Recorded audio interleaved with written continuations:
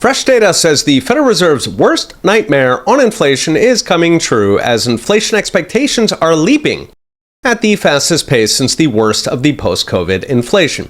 The widely watched University of Michigan survey showed Americans' expected change in prices during the next 12 months jumped by over half a point from 3.2 to 3.8%. That is the biggest jump since 2022 when prices were just starting to come down from the $6 trillion COVID lockdown spending orgy.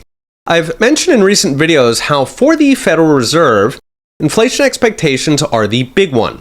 It's the one that keeps them up at night. Because it means that people are baking in price hikes. They start asking for raises or negotiating inflation into long-term contracts. Or if they're a business, they finally raise their prices, which businesses are usually reluctant to do for fear of alienating customers. In other words, if expectations are rising, it is telling you the inflation is permanent. I've also mentioned in recent videos how the Fed sees inflation as a psychological operation.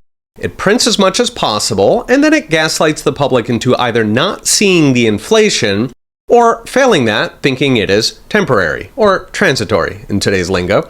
They conduct this deception partly through cooked statistics. I recently talked about the Big Mac as a shadow indicator of inflation, and they partly do it by promising that inflation will go away very, very soon. All in the hope that people mistakenly underprice their salaries, their contracts, and their products, taking one for the team for the Federal Reserve's money printers. It is an ugly little job wiping out the little guy, but somebody has got to do it. The problem is this means in recent years inflation expectations have consistently been too low, by a lot.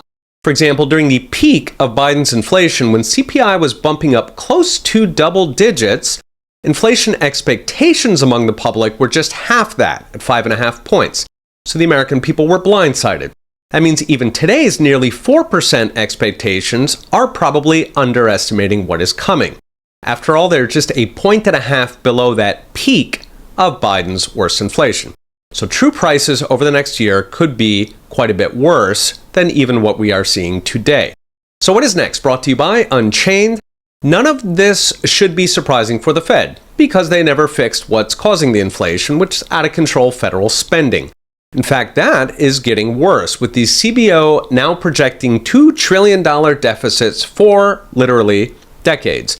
And so, with actual CPI, core CPI, and now inflation expectations also rising, we are getting more and more pieces fall into place for a replay of the 1970s long stagflation. Back then, it looked like a camel's back of rising prices, the burst of inflation followed by a few years of calm, and then a second, even worse mountain of inflation that lasted 40 years.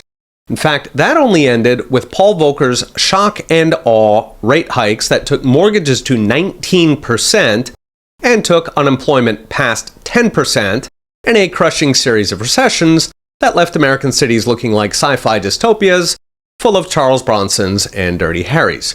And Washington, as always, has nothing approaching a serious conversation how to end it. Okay, we'll be watching. See you next time.